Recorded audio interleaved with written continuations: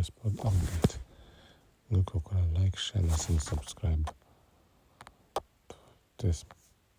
Tujya kubwira abatsi 29 wa BK Pro League. Duhere ku mikino yabaye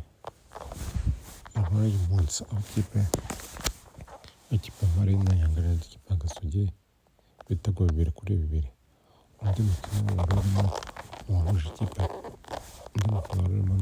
Gorani ndetse n'ikipe ya Police banganya igitego 1-1.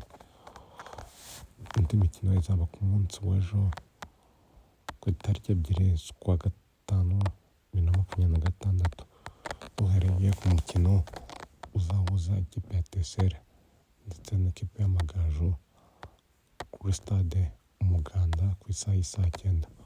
Undi mukino uzahuza ikipe ya Gicumbi izakira ikipe ya Elmelek kuri stade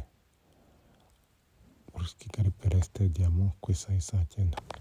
Undi mukino uzaba urimo uzahuza ikipe ya Musanze ndetse n'ikipe ya Kiyovu Sport ku isaha y'isaa 9 kuri stade Ubworoherane. Undi mukino uzaba urimo umukino w'ishyiraniro uzahuza derby y'imisozi igihumbi, uzahuza ikipe ya APR Football Club ndetse n'ikipe ya Rayon Sport kuri stade Amahoro ku isaha y'isaa 12. Niyo mukino uzaba urimo uzasozereza umukino wo kuwa gatandatu. Undi mikino izaba ku cyumweru ku tariki 3 z'ukwa gatanu 2026, aho ikipe ya Mukura izakira ikipe ya Rutsiro kuri stade Kamena ku isaha y'isaa 9, aho undi mukino uzahuza ikipe ya AS Kigali ndetse n'ikipe ya Al Ahly